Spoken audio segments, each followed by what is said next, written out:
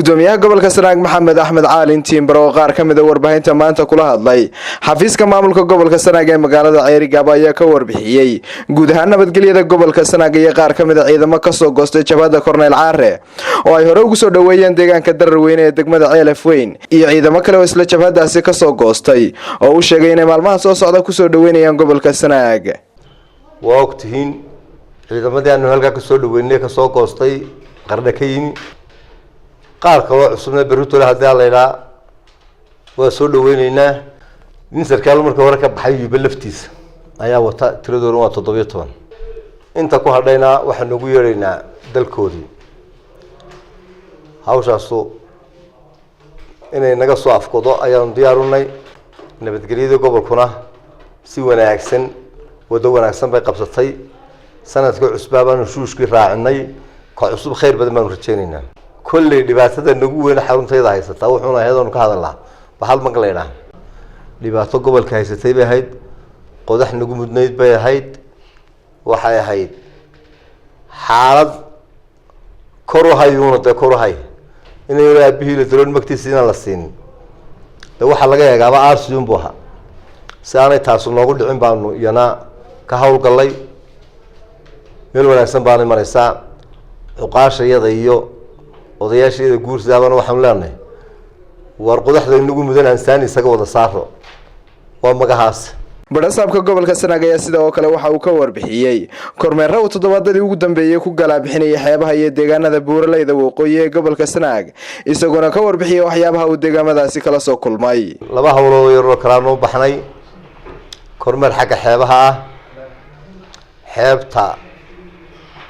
ilaa meesha la yiraahdo qadariyaha tagnay dadku iska hadal badan yahay oo dhulkii dahab baa laga helayo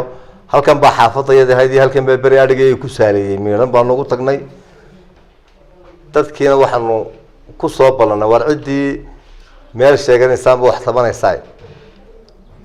waxaad ku sheeganayso gobolka la kaalay si laakiin caadifad iyo ciidan iyo wax la soo urusadiyo dhaqdhaqaaq kale kama ogolin waanu kala diray si wanaagsan bay noogu soo dhamaatay waxaanu soo maray xarshaw iyo la suurad baan soo maray dadku way iska deganayeen way iska naxaysanayeen roobkuna uu helay waanu soo dhaafnay mayd baanu nimi mayd waa tawgeedeen oo dhibaatada jirtay waxa weeye wad xadan bay ku yar jirtay alxamdulillah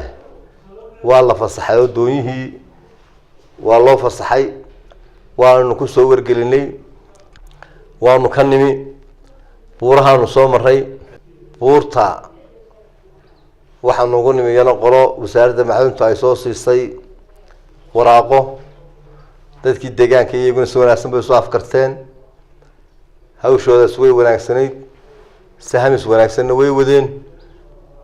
nabadgelyadooduna iska caadi bay ahayd waanu ka balanay dadka iyo iyagaba waxaa laga yaabaa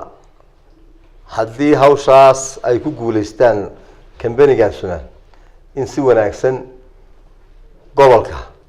horumar badan uu ka muuqan doono. ugu dambeyntiina barasaabka gobolka Sanaag Maxamed Axmed Caalin Tiimbaro ayaa ka hadlay qorshahooda sanadka cusub ee 2019 iyo mashaariic sanadka cusub laga hirgelin doono gobolka Sanaag. sanadka cusub insha Allah khayr badan baan rajaynaynaa rajo wanaagsan baanu qabnaa in 6 bilood hore ayna hawlahayaga isku dubardaan ku talagaleynaa 6 bilood dambayn Soomaaliland annaga martido hadii la yiraahdo ayaan ku talagaleynaa mashruucu ugu balaarnay SSDF waxay noogu jirtay bergoor dekada mayd sanadka hore dib ugu dhacday si laakiin sanadkan priority-ga number 1 ka iyada la siiyay maadaama ay sanadka hore Facebook ka hadhay Facebook inay iyadu number 1 ka noqoto waxaan ku dadaalaynaa dekadu haday bilowdo tay dhibaatadeeda ay leedahay wadadii tabcana iyo wadooyinka kale xeebaha gala sida Mareer iyo Hartiimi iyo Galdoora saddexdaba in wax laga qabtana waanu ku dalagaleynaa waxaanu jecelahay inaanu halka uga sii dhawaano oo xagga horumarkana u jeesano waxa sanadkan oo qorshaysan cusub inaanu furano airportkii magaalada madaarka iyaga inaanu furano baabuurtii dabdamiska insha Allah qacanteeda imika laba ku jira inaanu dabdamiska iyaga anagu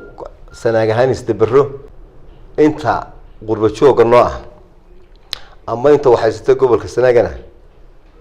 waxaan leenahay war waxa baxsanaysaan gobolkiina iyo dadkiina iyo nabadgelyadiina iyo horumarka dadkiina ilaahay dartuu gashada oo bahasha keedkeeda badan naga ilaaliya. ويونس شيخ أحمد Universal TV عيري قابو.